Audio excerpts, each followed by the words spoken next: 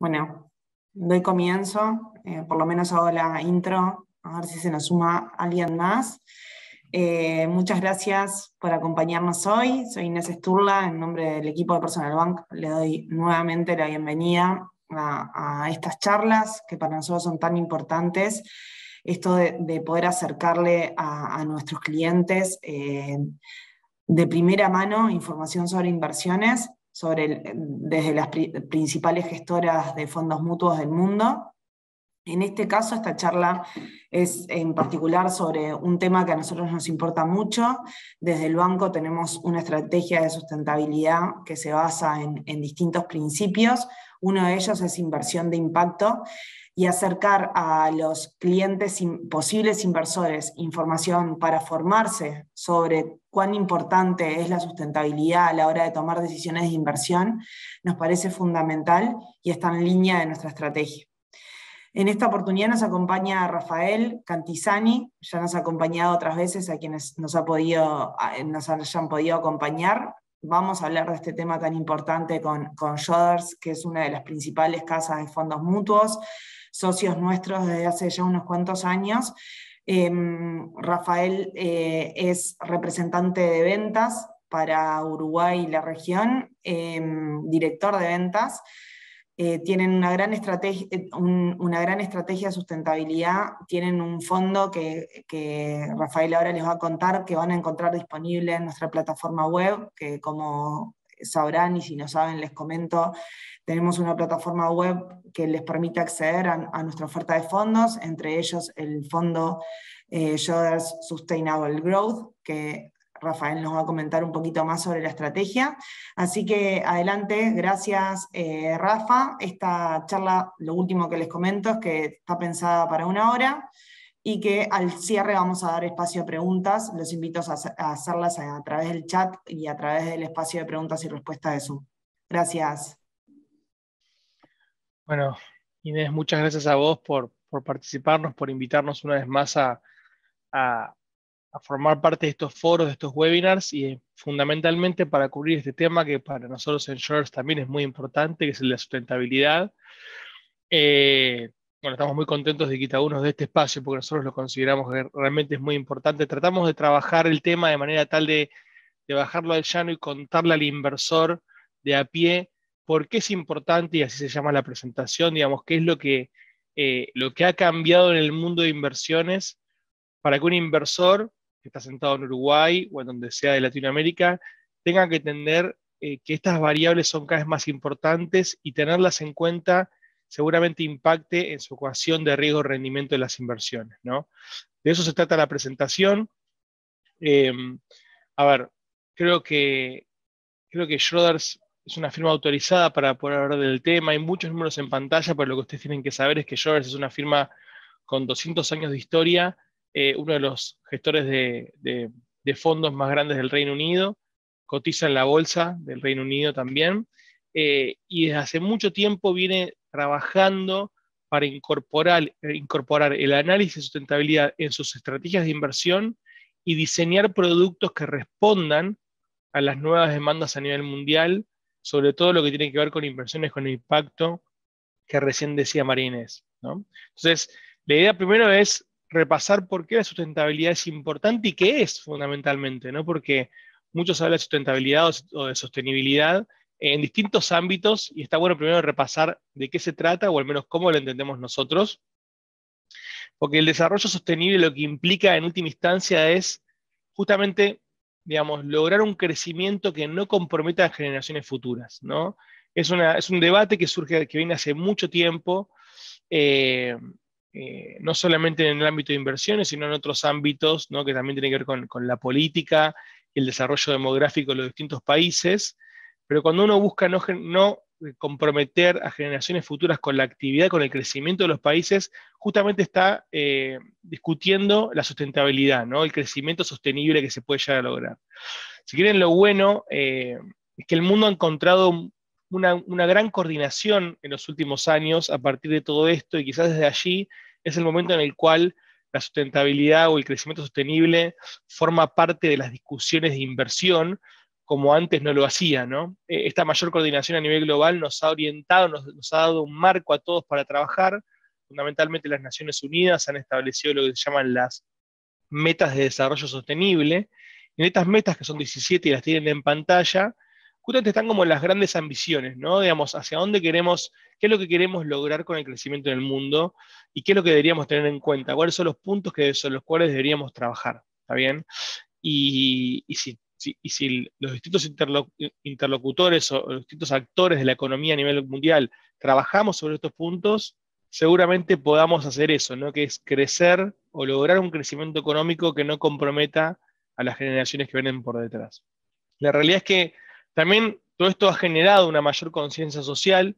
Esta mayor conciencia social está llevando una disrupción en el ámbito privado, ¿no? Viene desde las personas hacia las empresas, si quieren, desde las personas hacia los gestores de portafolios, digamos, de los inversores hacia los gestores y no al revés.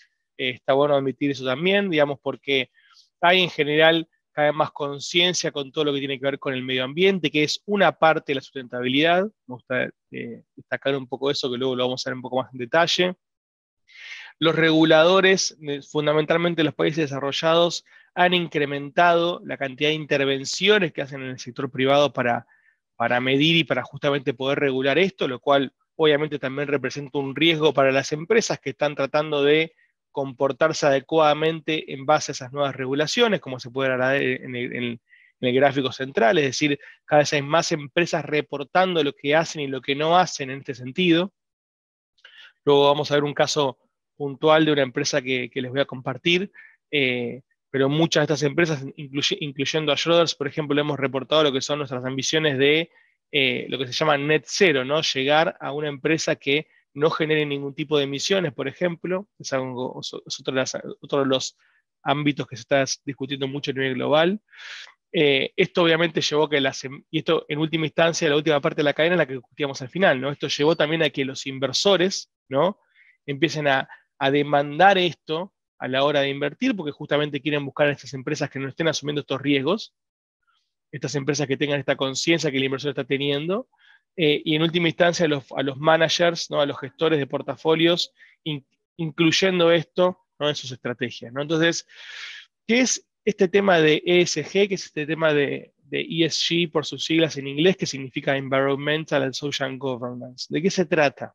Bueno, se trata de que una compañía esté manejada de una forma holística que haga que su management, es decir, las personas que están al frente de esa compañía, no piensen únicamente en el accionista, sino que también piensen en todos los interlocutores que están relacionados a esa compañía. En otros foros de inversiones de Itaú que tuvimos la suerte de participar, recuerdo el de mayo, pusimos algunos ejemplos, ¿no? de empresas que habían diseñado políticas pensadas a favor de sus empleados o de las comunidades, como el caso de Safaricom, una compañía que nosotros durante mucho tiempo tuvimos en el fondo, una compañía, un líder de telecomunicaciones de Kenia, que había rediseñado su política sustentable a partir de la inclusión al mercado formal de un montón de personas que no formaban parte de ese mercado formal, ¿no? Con la digitalización de los pagos y las transferencias.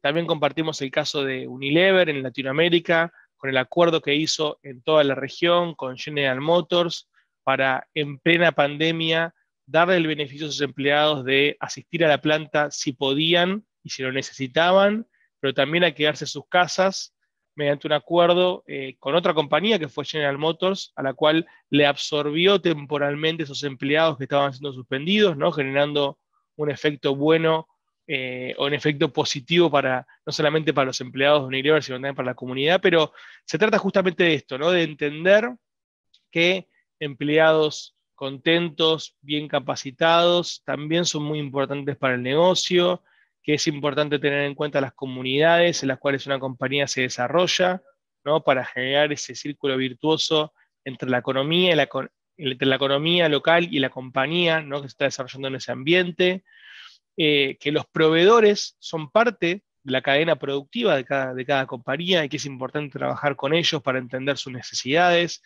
para ayudarlos a mejorar y tener procesos más eficientes que también mejoren los procesos de la propia compañía. Que los clientes finales, digamos, uno tiene que buscar darles el producto que en definitiva les mejore la calidad de vida, ¿no? Que les sea útil en su día a día y que les genere esa cercanía y esa pasión por la marca que uno distribuye, y que los reguladores y el medio ambiente son parte de la ecuación, ¿no? Porque, y está bueno también poner el medio ambiente en el escalón justo. Una de las cuestiones que más suele confundirse cuando uno habla de sustentabilidad es, bueno, esta persona está hablando únicamente del medio ambiente.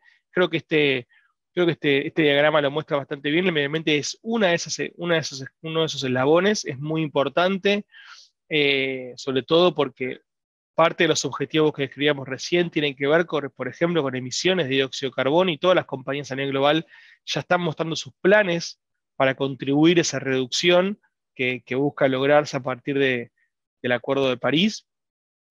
Pero, digamos, todo está relacionado y nosotros lo que entendemos es que estas compañías que sean manejadas de esta forma son las que en última instancia van a terminar generando ese beneficio positivo para el accionista también en este círculo virtuoso. Entonces, en definitiva, la relevancia para los inversores reside justamente allí, ¿no? Digamos, creo que hasta el eslabón del medio llegamos todos y todos nos pusimos de acuerdo en algún momento, ¿no? Y seguramente en Itaú los asesores lo han comunicado con sus clientes en más de una ocasión, ¿no? Digamos, cuando uno busca un rendimiento y tiene una ambición de rendimiento, ese rendimiento tiene un riesgo asociado, ¿no? Y seguramente al incrementar ese rendimiento esperado, el riesgo asociado también se incremente, con lo cual es importante tener esa ecuación muy presente. Ahora, el mundo ha migrado hacia una postura 3.0, la llamamos nosotros, en la cual es igual de importante el impacto de nuestras inversiones que el riesgo y que el rendimiento, ¿no? Y la forma de entender esto es que las compañías, cualquier negocio tiene, por su operación, por los servicios que presta, un impacto en el planeta y en las personas, ¿está bien? Y si ese impacto en el planeta y en las personas es positivo, esa compañía va a terminar asumiendo menores riesgos y por ende generando una mejor ecuación de riesgo, rendimiento e impacto, ¿está bien? Y si una compañía, por el contrario, está generando un impacto que es negativo, que genera justamente el efecto opuesto en el planeta y en las personas, esa ecuación también se va a ver más complicada. Entonces, esto es lo que hoy está discutiendo el mundo de las inversiones, por eso es importante, porque está relacionado directamente con la ecuación que tanto nos preocupa, que es la de riesgo-rendimiento. Hoy el mundo está llevando los capitales en ese sentido, digamos, es impresionante como el flujo de inversiones hacia los fondos catalogados como ESG se ha incrementado muchísimo en los últimos años. Nosotros creemos que esto se va a seguir incrementando, no vemos que se haya disminuido a pesar de la realidad del mercado financiero de este año. Y sobre todo, una de las cuestiones más importantes es que cuando esto lo sacamos de un estudio que hicimos en Schroders, nosotros denominamos el Schroders Institutional Investor Study, es un estudio que hacemos en todo el mundo con nuestros clientes institucionales, ¿no? Y lo que está bueno ver es que estos inversores institucionales, que son lo que se denomina el real money, ¿no? Digamos, los que mueven el flujo grande de capitales a nivel global, ya están percibiendo que las compañías sustentables son menos riesgosas y que pueden ofrecer mejores rendimientos. ¿Está bien? Entonces, esto no pasa a ser por algo de cumplir con un mandato social, sino también de entender esta ecuación de riesgo, rendimiento e impacto termina siendo virtuosa para el inversor. ¿Está bien? Cuando uno analiza cuáles son los factores más importantes a la hora de pensar en inversiones sostenibles, bueno, viene incrementándose y viene creciendo que las inversiones sostenibles ayudan a manejar más adecuadamente el riesgo y ofrecen potencialmente rendimientos superiores, ¿no? Entonces, llegamos a la parte de la cadena en la cual pareciera que todo cierra, ¿no? Que estamos todos de acuerdo y que por eso hay que tenerlo en cuenta. En Schroders lo que hacemos es lo que nosotros denominamos un modelo ABC, ¿no? Digamos, no hay que ser tampoco, o mejor dicho, hay que tratar este tema con la seriedad que lo implica y también hay que ser conscientes de que no todas las estrategias pueden ser manejadas de la misma forma. Entonces nosotros tenemos como 3 categorías, ¿no? La primera es la categoría de las estrategias integradas, ¿Está bien? Todas las estrategias de Shoulders a nivel mundial están integradas al análisis de la sustentabilidad. Todas, absolutamente todas. ¿Qué implica esto? Que los gestores de esas estrategias analizan los potenciales impactos negativos y tratan de evitarlos. ¿Está bien? Explícita o implícitamente tratan de evitar esos riesgos para agregar una versión más de análisis de riesgos. Pero un inversor puede decir, bueno, esto no es suficiente para mí, que tengan en cuenta la sustentabilidad y nada más, yo quiero que además la estrategia en la cual invierto busque un crecimiento sostenible, lo que discutíamos antes, busque un crecimiento con beneficios para la sociedad y para el medio ambiente. Esas son las estrategias sostenibles, eso es el Global Sustainable Growth, que es el fondo que mencionaba María Inés al comienzo, y es una forma de abordar este tema.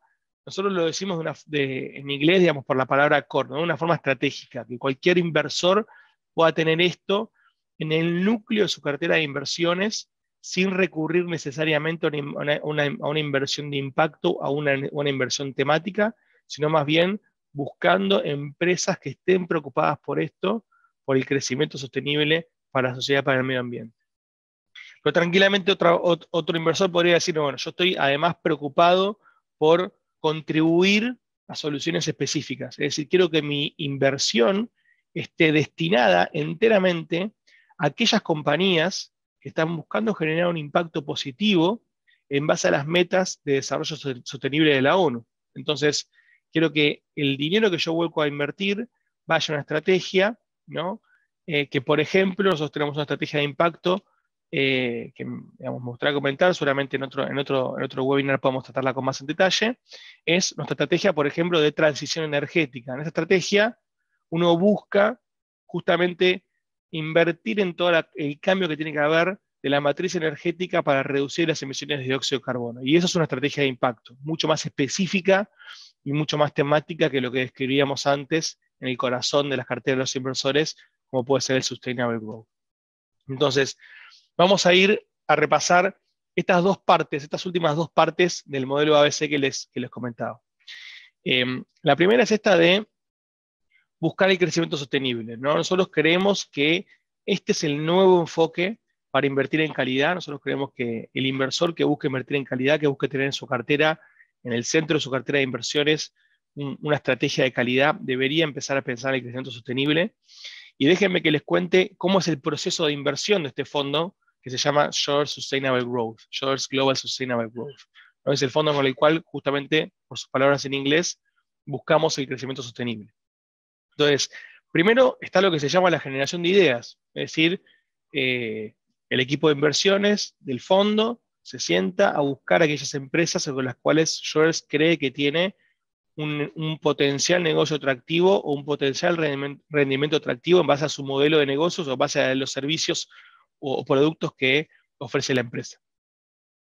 Luego, ese equipo de inversiones se junta con el Comité de Sustentabilidad de Schroders, en el segundo eslabón de la cadena. Este Comité de Sustentabilidad de Schroders tiene herramientas diseñadas propias, ¿no? Son herramientas nuestras, que ahora vamos a entrar un poco más en detalle.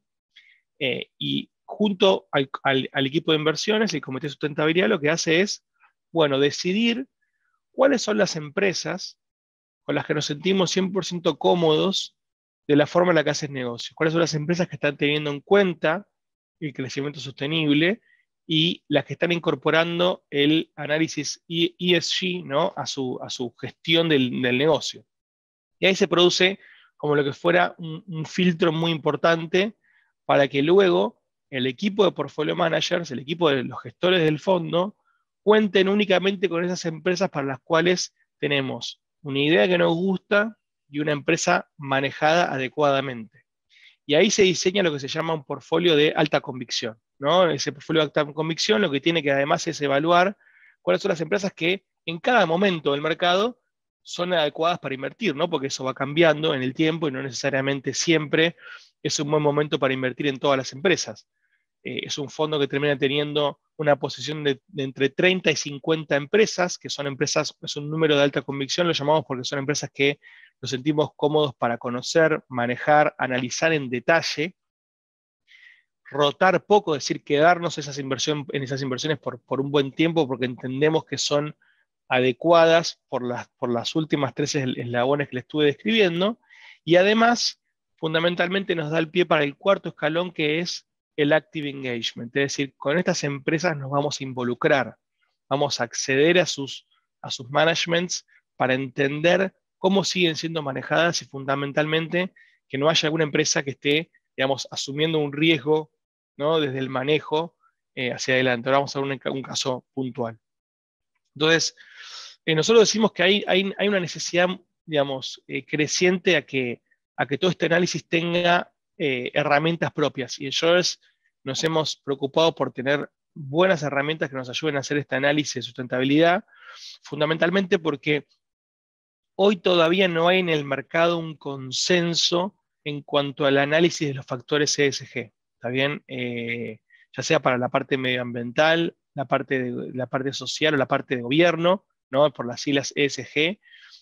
Los tres proveedores que son los tres proveedores más importantes a nivel global, que son MSCI, Sustainalytics y S&P, digamos, son proveedores que no tienen alta correlación en sus análisis, como se puede ver ahí, en algunos casos correlaciones menores al 0,5%, con lo cual nosotros sentimos la necesidad de tener nuestros propios procesos y me gustaría contarles específicamente dos que son los que utilizamos para este fondo. ¿También? Uno de ellos lo llamamos el Sustainability Quotient Framework, SQ por sus siglas, que es, digamos, una mirada en análisis, digamos, más cualitativo de lo que hacen las empresas. Es decir, ese comité de sustentabilidad se junta con los portfolio managers e independientemente de los precios y de los balances de las compañías, que puede sonar algo poco común, pero es realmente lo que hacen, se fijan cuáles son las políticas de medio ambiente de la compañía, por ejemplo, cómo es el impacto de la operación para el medio ambiente de esa compañía, cómo son las políticas de los empleados, es decir, están pagándoles, por ejemplo, adecuadamente, están teniendo políticas de diversidad adecuadas, están generando un ambiente seguro de trabajo, capacitando a sus empleados. Se preocupan también por el tema de los clientes finales, ¿no? De los reguladores, como hablábamos antes, al principio. Los proveedores es una parte muy importante de la relación de las compañías para nosotros. Creemos que esto es algo que toda compañía debería trabajar para entender a la perfección su cadena de suministros y poder justamente generar ese beneficio en última instancia para el negocio. Las comunidades, ¿no?, que es algo que decía al principio cuando charlábamos de algunos ejemplos, ¿no? Es una compañía que le da, digamos, apoyo a las comunidades locales en donde opera, cómo se relaciona con el ambiente en el cual esa compañía se desarrolla. No es lo mismo una compañía que lo hace, una compañía que no lo hace para nosotros, y por eso nos fijamos mucho en eso. Y también cómo es la relación con los accionistas, ¿no? Digamos, es clara la transparencia corporativa de la empresa o no, cómo es el reporte de lo que tiene que ver con los objetivos del management. Digamos, los gerentes de esa compañía tienen dentro de su alineación todas estas políticas para que la compañía ellos realmente se preocupen por que la compañía funcione de esta forma o no. ¿No? Digamos, eso es muy importante también en lo que tiene que ver con governance. Entonces, como pueden en pantalla hacer un montón de preguntas, esto es una muestra de eso, pero lo que les quiero mostrar es, hay una parte de esto que tiene un análisis cualitativo, ¿no? Y eso es importante y también puede tener una parte de subjetividad, eso está claro. Nosotros creemos que tenemos el proceso diseñado para ser lo más objetivos posibles y poder justamente mirar las compañías en profundidad.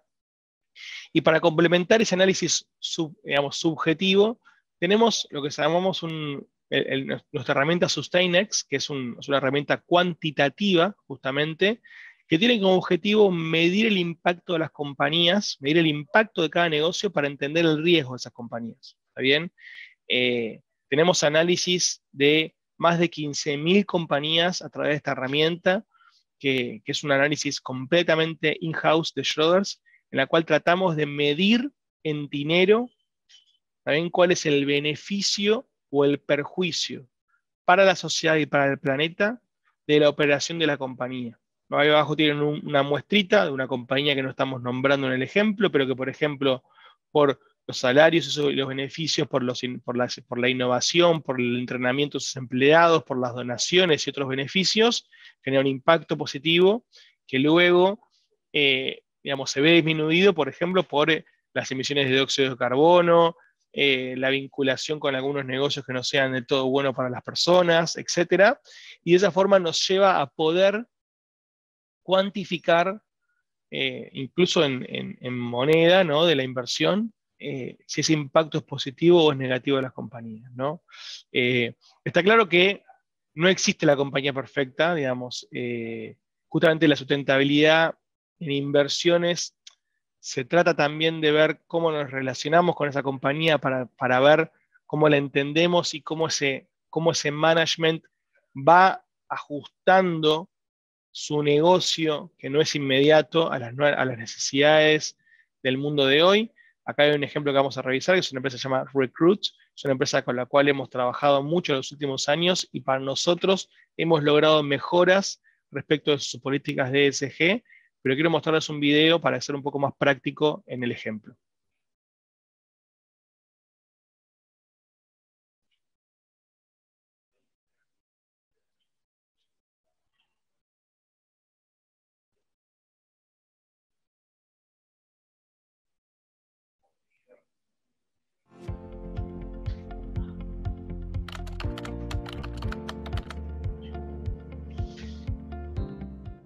The war in Europe, record high energy prices, and a return in inflation are just a few of the factors contributing to market volatility today. Despite this, our multi-stakeholder approach and long-term outlook help us minimize the impact of these factors and these macro undercurrents. We as sustainability investors are seeking companies that exhibit corporate karma, because these are the companies that look to not only survive, but thrive in times of macro uncertainty. One area at the moment experiencing short-term pressure is the recent strength in energy companies, following the surge in oil and gas prices after the Russian invasion of Ukraine. And our conclusions from recent events is that the high and volatile fuel prices we have seen only serves to increase the urgency of countries and governments to reach their full climate transition and focus companies on reaching their net zero carbon commitments.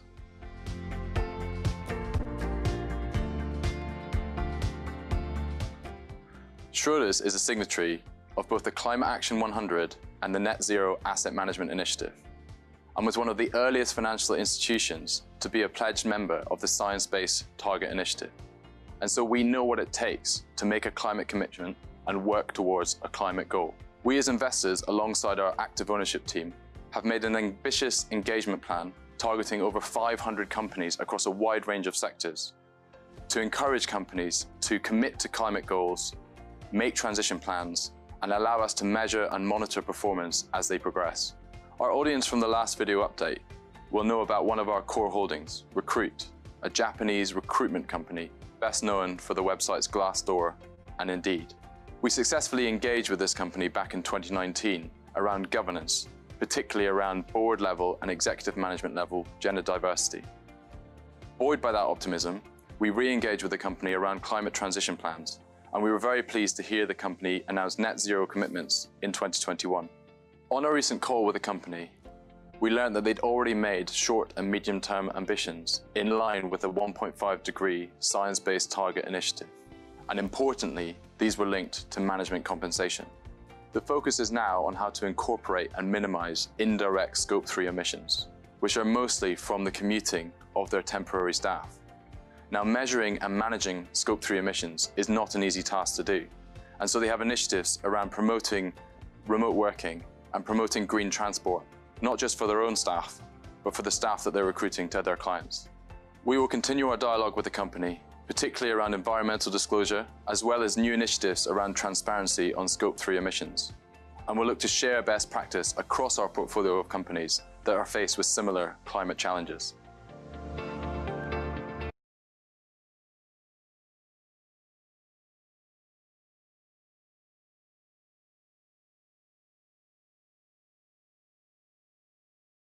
Bueno, muy bien, para que ustedes puedan tener un ejemplo concreto y una visión de qué significa esto de involucrarse con las empresas, ¿no? ¿Qué significa ser un active owner, ¿no? Digamos, no un tenedor pasivo del papel de la empresa, de la acción, sino un tenedor activo, ¿no?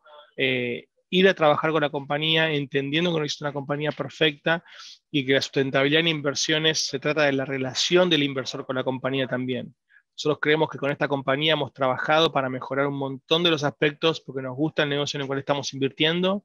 Es una tendencia que tenemos de largo plazo, como les comentaba, y lo son la mayoría de nuestras tenencias. Y fundamentalmente vean la importancia de también ver esto para la coyuntura actual, ¿no? Digamos, estamos en un mundo con problemas inflacionarios, una gran parte de esos problemas tienen que ver con los precios de la energía, como una política, por ejemplo, de net zero, que significa que la compañía vaya hacia menos emisiones de dióxido de carbono, termina beneficiando positivamente el costo de esa compañía en ese entorno, ¿no? También la realidad de que Schroders se puede involucrar con 500 empresas actualmente para poder hacer esto en todo el mundo, da un poco la dimensión de que lo hacemos, digamos, con una forma justamente para estar cercanos al negocio y poder entender bien cómo se manejan. La realidad, como les decía antes, que estamos pensando en el Schroders Sustainable Growth para que sea un portfolio de alta convicción y baja rotación, es decir, empresas que nos gustan, porque nos gustan los negocios, porque están manejadas de forma correcta y porque creemos que es un buen momento para tenerlas y para invertirlas. Cada 3 meses hacemos un disclosure completo que la gente de Itaú cuenta para que ustedes puedan conocer cuáles son todas las tendencias del portafolio, por eso la última es al cierre de junio. Pero lo que ustedes pueden ver es que hay negocios globales presentes en distintos sectores a nivel global, ¿no? Y compañías que pueden ser de consumo, como Nestlé, compañías que pueden ser, digamos, del sector de cuidado de la salud, como AstraZeneca o Roche, compañías industriales, como esta que les mencionábamos de Recruit, que da servicios de recruiting de HR, recursos humanos en Japón, y compañías de tecnológicas quizás más conocidas como Google o Microsoft o Salesforce, que son otra compañía que hemos favorecido mucho este tiempo. El fondo termina siendo para nosotros una estrategia muy bien diversificada a nivel global, es algo que destacamos. Sabemos que hoy el mundo presenta un escenario más complejo y que está bueno también poder contar con la mayor diversificación posible, por eso el fondo también tiene una buena diversificación en regiones como el Reino Unido y Japón.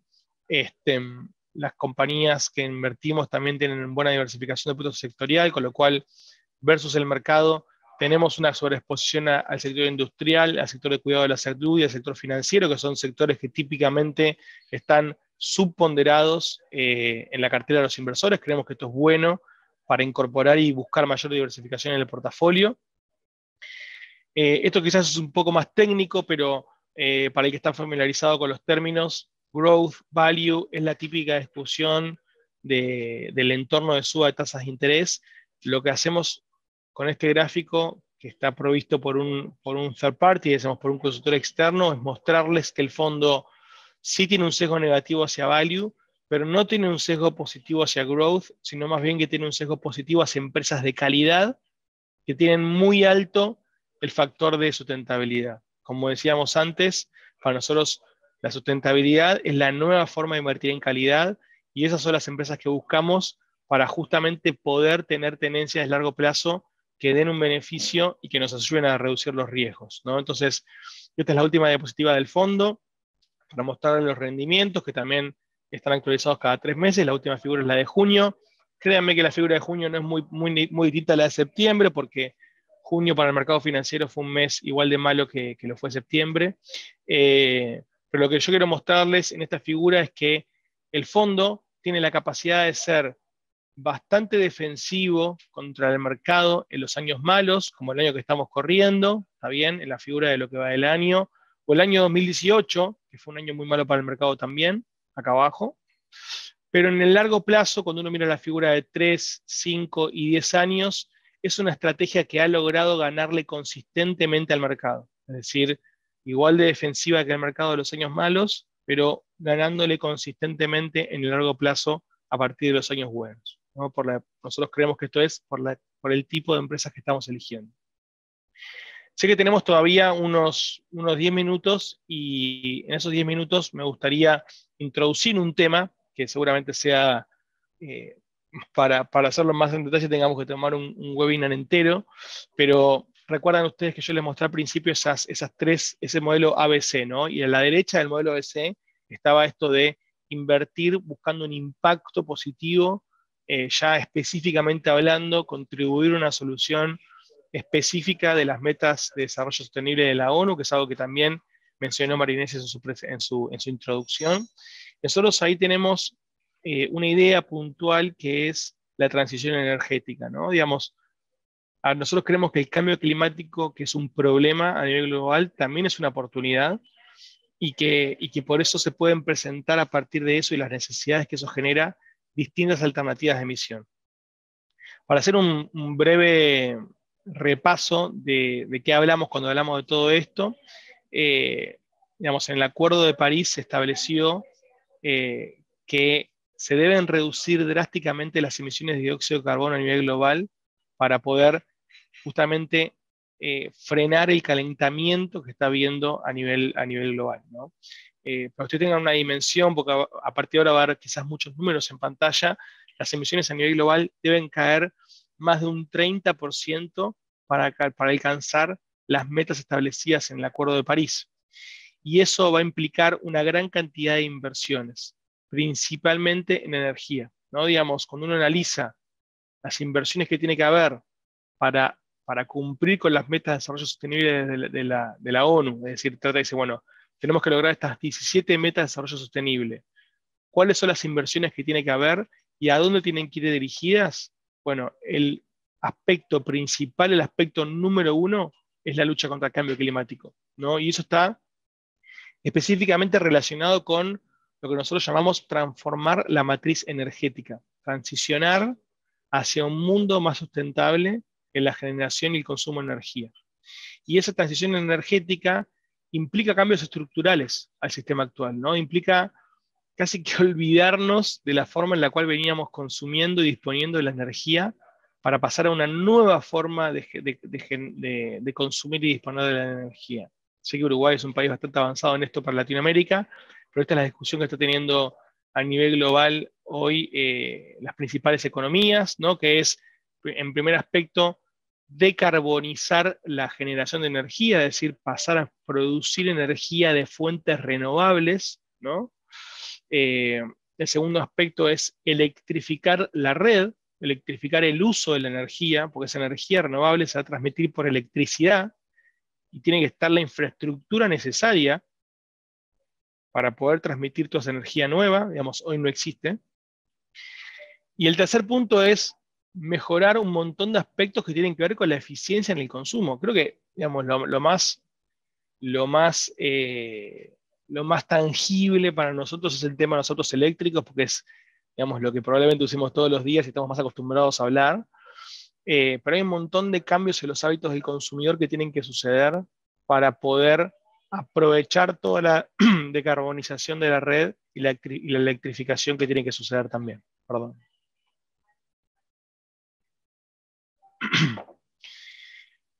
Bueno, entonces, lo que es importante que ustedes tengan en cuenta para ver por qué nosotros consideramos que esto es una oportunidad hoy, es que las distintas fuerzas que empujan esta transición están funcionando casi en simultáneo. ¿Está bien?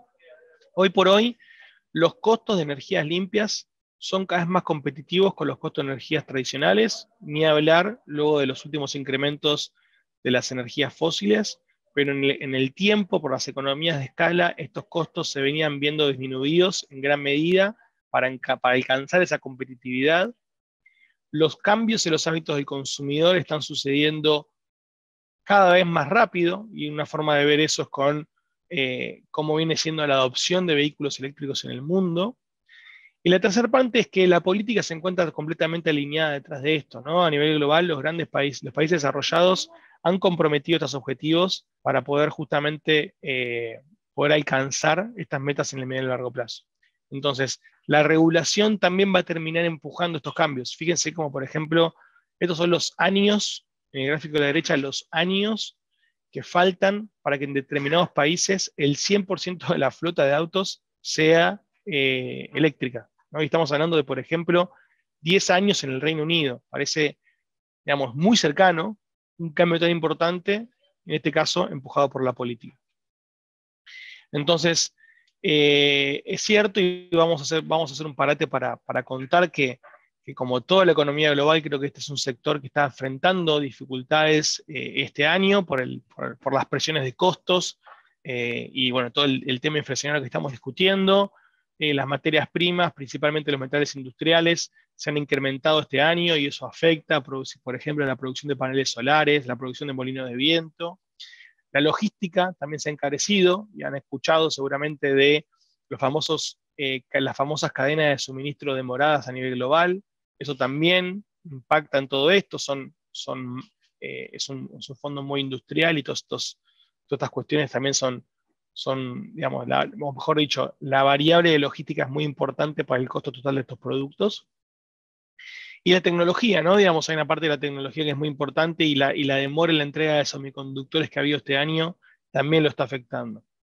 Entonces, es un fondo que es una oportunidad que seguramente esté afectada por la coyuntura, en una parte negativamente, pero en otra parte, y quizás se puede decir lamentablemente positivamente, o lamentablemente de forma positiva, ¿no? Porque la crisis energética de Europa, que se vio agravada por la guerra, por la invasión de Rusia a Ucrania, ha acelerado esta transición, digamos, ha apuntalado esta transición para que tenga que suceder más rápido todavía.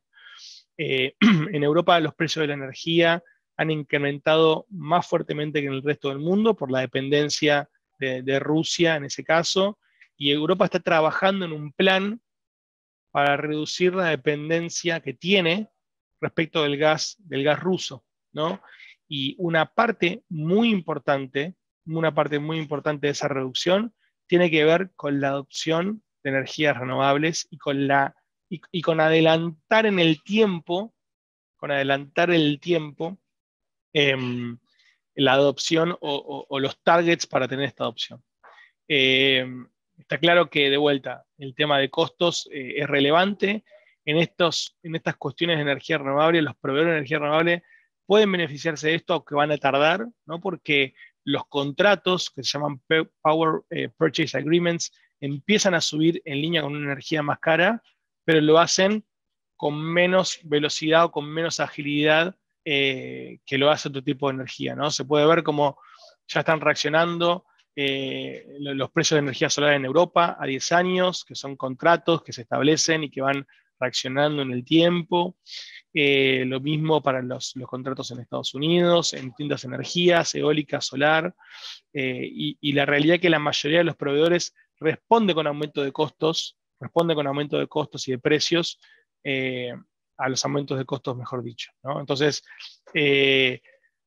nosotros creemos que es una oportunidad invertir en toda la cadena de valor relacionado con las energías limpias. Eso tiene que ver con generación de energía, transmisión de esta energía, el almacenamiento que se necesita para poder utilizarla, como decía antes, y también con toda la infraestructura que es necesaria y que hoy no está.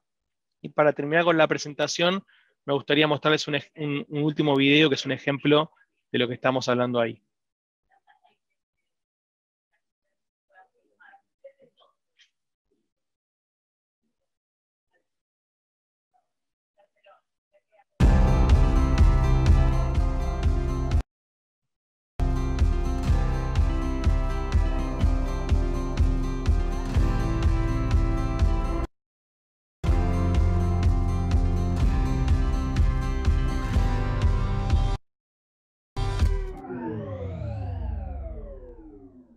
We shouldn't take energy for granted.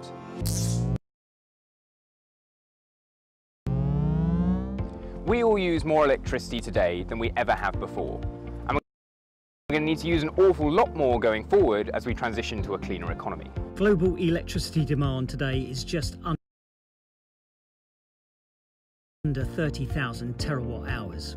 Predictions are that this will need to grow to as much as 130,000 terawatt hours by 2050 if we want to achieve our net zero goals.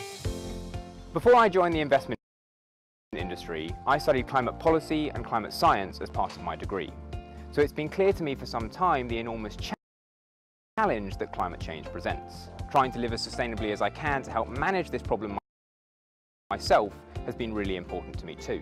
It's only when you dive into the science that you really understand the acute need to reduce carbon emissions as quickly as possible. And electrifying our energy system as much as we can is one of the best ways to achieve this goal.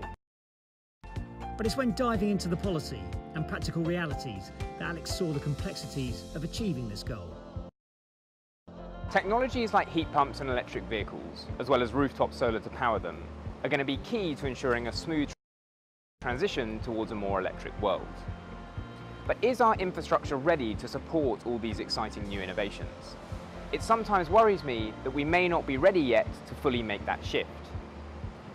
As someone who lives in shared accommodation like this, without off-street parking and an inability to store a charging point, it reminds me that there are still lots of bottlenecks to ensuring a smooth transition towards a more electric economy.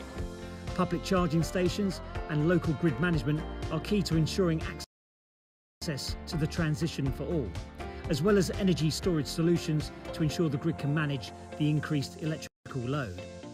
Where I'm standing here looks like a traditional refueling station, but it's actually a brand new electric charging forecourt with 9 rapid ultra-fast charging points. You could have 100% renewable power, but it will be no use at all if we don't have the infrastructure in place to put all that cheap, clean energy to use. That's where technologies like charging stations, as well as the hidden grid management and energy storage solutions behind them that are required to ensure the grid can manage all that increased electrical load, have a vital role to play. And this is where companies like Alfen are playing a really important part in this ecosystem. Alfen is a small Dutch company offering high-quality alternating current charging points, as well as smart grid applications and energy storage solutions. Alfen's technologies are the linking pins and enablers of the electricity grid of the future. Last year, Alfen provided over 100,000 charging points globally. That's up over 100% year on year. They also help provide over 200,000 households with cheap, clean electricity by helping connect new solar farms up to the grid. I cycle past charging stations like these every single day, and every time I see a new one, I get increasingly excited. Not only does it mean that more and more of us have an opportunity to go electric now, but it also proves that the energy transition is firmly underway.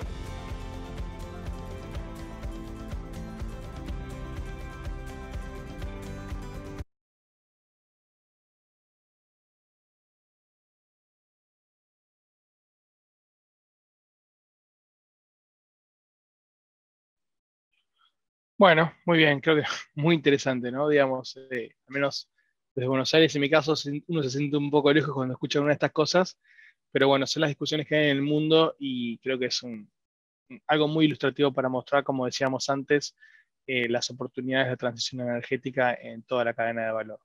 Así que eso fue lo último, les agradezco muchísimo por su tiempo y bueno, de vuelta María Inés y a todo el equipo de Itaú por la oportunidad. Gracias, Rafael, clarísimo como siempre, súper ilustrativo. Creo que nada, es un desafío y estar al tanto de estas cosas. Como inversor me parece fundamental estar escuchando hacia dónde va el mundo, que al final, y tratar de estar un paso adelante en esto y basarse en una estrategia de manejo activo, justamente para invertir en sustentabilidad me parece fundamental para evitar todo lo que se llama el concepto de greenwashing, que no sé si están todos familiarizados, pero es esto de utilizar temas sustentables como para vender y a veces en esta situación de desventaja que tenemos por desconocimiento nos terminan vendiendo una cosa que no es. Entonces, en base a esto, te pregunto, vos mencionaste las herramientas que utiliza Joders para definir qué empresas incorporan al portafolio y por qué. Desde el punto de vista del inversor final, ¿no?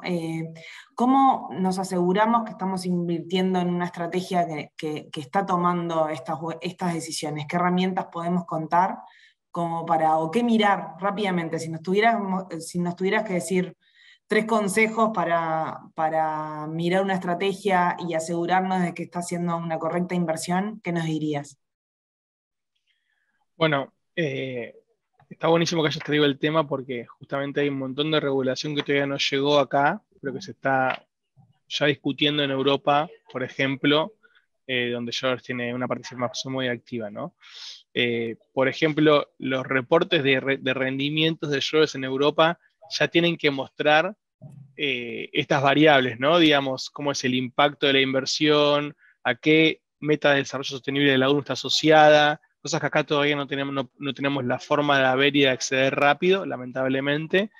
Pero obviamente, a pesar de que Schroders sí tenga sus procesos internos que consideramos que es necesario, también existen los procesos externos para que ustedes puedan evaluarlo. Creo que el más conocido es el de Morningstar, o el más accesible es el de Morningstar, así como están las estrellas para definir performance o para definir rendimientos o rendimientos asociados por riesgo, y el Schroders Sustainable Growth son 5 estrellas de Morningstar en cuanto a eso. También están los globos, y Morningstar utiliza los globos para evaluar qué tan sustentable es la estrategia, y esta estrategia también tiene 5 globos de calificación, con lo cual creo que 5 estrellas y 5 globos es más que suficiente para una lectura rápida. Muy bien. Alguien nos consulta si hacen algún filtro por sector en la estrategia. ¿Hay sectores que no invierten directamente? No es esa la estrategia sí tiene filtros respecto de negocios. Está bien, es decir, por ejemplo, los casos más comunes son tabacaleras, armas, trata infantil, etcétera. Digamos, todas esas empresas que tengan ese tipo de negocios claramente están excluidas de entrada de la estrategia, pero eso es una norma a nivel Schroders en términos generales. Pero esta estrategia lo que busca hacer es elegir las compañías con una mirada a lo que se denomina bottom-up. Es decir, primero elegimos esos negocios que nos sentimos cómodos por cómo funcionan, cómo están manejados, y el momento para invertir, y les diría que los sectores terminan siendo un resultado de eso. No es que Schroders dice, bueno, es un buen momento para hacer una inversión en tecnología, vamos a buscar una empresa tecnológica que nos guste, sino que es al revés, funciona de la otra forma. Creo que un ejemplo que mencioné es el de Salesforce, creo que viene al caso porque es una compañía que durante mucho tiempo a Schroders le gustaba muchísimo para invertir, pero no la tenía en el portafolio. Es decir, le gustaba el negocio, le gustaba la sustentabilidad de la compañía, cómo estaban diseñadas las políticas de la compañía, pero consideraba que por momento de mercado o por precio no era conveniente entrar en ese papel. Y con las últimas correcciones que vimos en el mercado, fundamentalmente en ese sector, Schroders la incorporó. Entonces, hay una mezcla de análisis, pero les diría que lo fundamental es primero lo que se denomina bottom-up, ¿no? Elegir la compañía en base a las credenciales de cada uno de los negocios. Clarísimo. Bueno, tengo varias preguntas más. Alguien consulta por el retorno, y es una de las preguntas que yo tenía para hacerte. ¿Cuándo se estima que podrían recuperar los capitales? Una pregunta muy, muy difícil de responder, pero capaz que podemos hacerla más genérica. Como el mercado está corrigiendo, venimos de un año súper complicado en lo que es el mercado financiero. ¿Cómo esta estrategia se ha comportado? Pasaste por ahí, pero ¿qué esperamos que suceda para adelante? Eso te la reformulo como para hacerla más genérica. Bien, muy bien. Bueno, es claramente la pregunta que nos hacemos todos los días, ¿no? Seguramente en varios momentos del día también. Yo les diría que es difícil verlo de esta forma, pero creemos nosotros que es una estrategia que ha funcionado relativamente bien en un año tan malo como este. El mercado entró en lo que se denomina bear market en junio, que es cuando la bolsa cae más del 20%. Salió transitoriamente en julio y agosto porque tuvo un rebote, y volvió a ingresar ahora en bear market ahora en septiembre. Por lo cual los rendimientos, digamos, de las acciones de mejor calidad crediticia están en el orden de los 20 puntos negativos, que va en línea con esta estrategia. Nosotros creemos que esta estrategia tiene la capacidad de ser defensiva en momentos malos del mercado para no, digamos, caer más de la cuenta, a eso queremos decir con defensiva, pero que además tiene la capacidad de sí capturar en el largo plazo un rendimiento superior al del mercado. Y por eso mostramos las figuras comparativas, que luego solamente puedan ver, en la cual a distintos plazos, como 3, 5, 10 años, venimos logrando una diferencia, digamos, relativamente buena contra el mercado de unos 2 a 5 puntos porcentuales por año, dependiendo del año que uno analice. Respecto de la capacidad de recuperación, creo que es una pregunta bastante más difícil de responder. Lo que les puedo agregar es que hoy Schroders, a nivel general, a nivel global, no está haciendo todavía recomendaciones de apostar por un rebote en acciones o de sobrecargar acciones en base a un rebote hacia adelante. Nosotros estamos bastante más cautos con esa postura de mercado. Creemos que para eso primero hay que entender, por ejemplo, cuál va a ser el nivel al que van a llegar las tasas de interés. Pero sí creo que es un fondo que en el largo plazo, digamos, logra sus objetivos y que por eso vale la pena mencionarlo, por eso vale la pena hacer el webinar, porque en estos momentos de mercado es cuando quizás vale la pena decir, bueno, cuando vaya generándose la oportunidad, ¿cuál va a ser la cartera que quiero tener o la cartera que quiero diseñar? Y nosotros creemos que el Sustainable Growth es una estrategia, como les decía antes, ¿no? Para estar en el centro, en el corazón de cualquier cartera de inversión que tenga una mirada a largo plazo. Es que por ahí va el punto, ¿no? En estos momentos de tanta volatilidad, tener un plan, construir una cartera en el largo plazo. Alguien pregunta por si es buen momento de entrada, al revés, ¿no? Como mirando la oportunidad, el tema de timing es súper discutido. Nosotros creemos que en una cartera de largo plazo, si entro hoy, mañana es muy difícil darle justo, pero sí, claramente están más baratas las compañías que hace un año atrás. ¿Cómo están las valuaciones de este fondo en particular? Bueno, como vos resumiste recién, más baratas que hace un año atrás. De todas formas, como les decía, como les comentaba en ese gráfico de perfiles del fondo, no es un fondo que invierta una cartera volcada hacia lo que se denomina growth, que es decir, las compañías de altas valuaciones, sino más bien es una compañía que prioriza compañías de calidad, con lo cual las valuaciones en general van bastante en línea con el promedio del mercado, digamos, no son ni las baratas ni las caras. Y creo que es muy acertado lo que dijiste vos recién, Marinés, digamos, para el que decía tomar estas posiciones hoy, que son posiciones de riesgo, pues son posiciones en acciones, lo haga pensando en un largo plazo, ¿no? Y no lo haga pensando en el inmediato o ver si en las próximas semanas o meses va a poder descubrir si entró en el punto más bajo o no. Sí, bien importante también tener definido el perfil de inversor previamente, ver cuánto apetito de riesgo se está dispuesto a tomar y en función de eso hacer la inversión. Es un fondo de acciones que te posiciona en una determinada estrategia que consideramos que es bien importante, pero termina siendo un fondo de acciones igual. O sea que en ese sentido hay que tenerlo en cuenta. Un fondo de acciones que igual en cuanto a riesgo-retorno, corregime Rafael, está en una posición como no es muy agresivo porque hace una buena corrección, da un buen retorno ajustado por el riesgo que se suma. Exactamente. Sí, no es el fondo que más ha rendido en los años de crecimiento de mercado, pero justamente tampoco es el que más ha caído en un año como este. Bien, y la última, que en realidad está por fuera de lo que solemos ofrecer dentro del banco, pero hay una persona que consulta y no quiero dejar de hacértela, es si existe en Schroders alguna estrategia de private equity que invierta en este tipo de compañías. Nosotros en Schroders tenemos una estrategia de private equity global de compañías que te diría, tiene en cuenta factores de sustentabilidad para elegir compañías, pero no está, es decir, está integrado el análisis, recorriendo el modelo ABC, el análisis está integrado, o sea, analiza la sustentabilidad a la hora de elegir, de decidir los riesgos de las compañías, pero no es una estrategia que esté en el medio, como el Sustainable Growth, del punto de vista de buscar compañías que estén detrás del crecimiento sostenible, como lo es este fondo.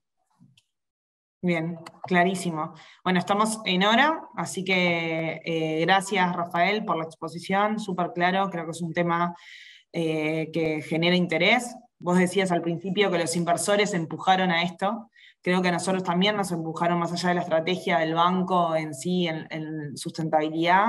Nosotros estamos respondiendo también a una creciente demanda por estos productos y a una mayor conciencia social, creo, sobre estos temas, así que buenísima la charla, gracias por acompañarnos. Gracias a todos por acompañarnos hoy. Les dejo una encuesta ahora al cierre, les pido por favor contestarnos, que nos ayuda para adelante, y van a recibir por mail la presentación. también. Gracias a todos. Chao, hasta luego.